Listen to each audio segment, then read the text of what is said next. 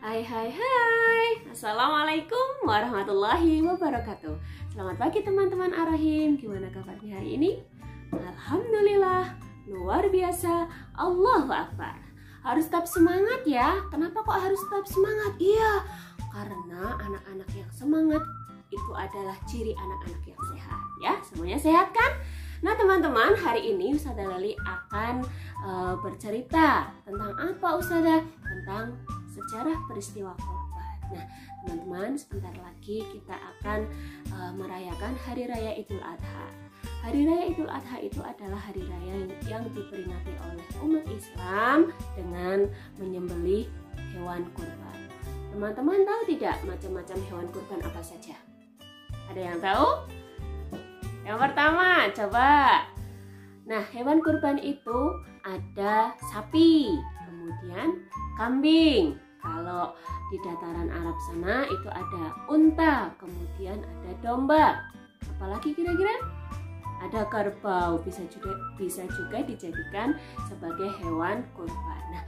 Nah teman-teman, peristiwa kurban itu ada sejarahnya. Dimulai dari mana Ustazah? Dimulai dari kisah Nabi Ibrahim dan Nabi Ismail. Nah, dua orang utusan Allah ini, seorang ayah dan anak ini adalah orang-orang yang soleh, orang-orang yang beriman dan mau membenarkan agama Allah. Ya, ceritanya gimana? Yuk simak cerita yang akan Ustazah Leli sampaikan. Alkisah, ada seorang nabi bernama Nabi Ibrahim. Nabi Ibrahim bersama istrinya Siti Hajar tinggal di dataran yang tandus.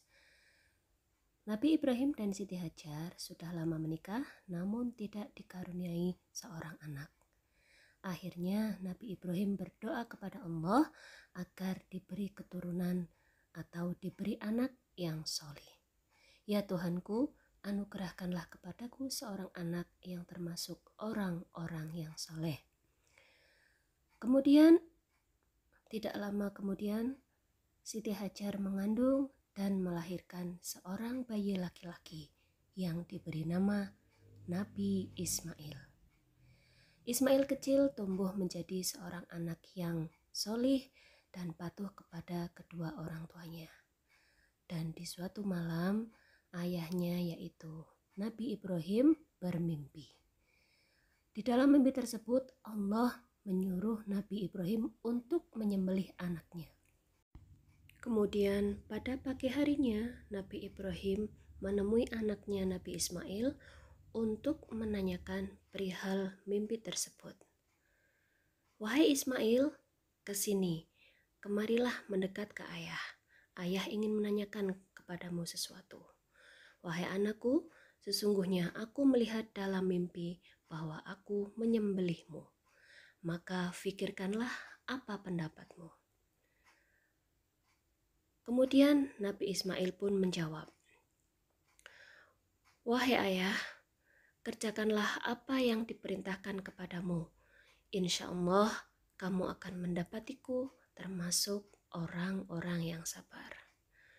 Begitu luasnya hati seorang Ismail. Kemudian Nabi Ismail dibaringkan di atas tanah dan Nabi Ibrahim pun menajamkan pedangnya. Kemudian menutup mata Nabi Ismail. Seketika pedang sudah sampai di leher Nabi Ismail, Nabi Ibrahim tangannya tidak bisa digerakkan. Allah menolong Nabi Ibrahim dan Nabi Ismail, kemudian mengganti Nabi Ismail dengan seekor domba. Nabi Ismail dibangunkan, kemudian yang disembelih pada hari itu adalah domba. Kemudian firman Allah turun yang berbunyi, wahai Ibrahim, sesungguhnya kamu telah membenarkan mimpi itu.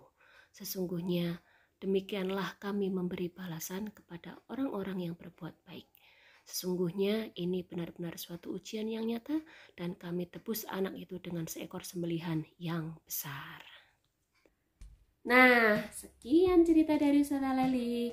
Semoga teman-teman bisa mengambil hikmah dari cerita ini ya. Kemudian untuk informasi selanjutnya, hari Ahad sampai hari Sabtu besok teman-teman libur ya. Ustazah Leli tidak kirim tugas melalui video, kemudian tidak ada penugasan pokoknya ya, teman-teman masih libur dulu. Nah, kita akan mulai belajar mengerjakan tugasnya mulai hari Ahad tanggal 25 Juli nanti. Siap-siap ya, tidak boleh rewel dan tetap harus semangat. Kita bareng-bareng meskipun masih daring, meskipun masih banyak virus corona di luar sana, tapi kita tetap harus belajar karena kita adalah sebagai seorang pelajar, jadi kewajiban kita adalah belajar. Semangat, semangat, semangat. Sekian cukup dari Ustazah Leli, mohon maaf bila ada salah. Wassalamualaikum warahmatullahi wabarakatuh.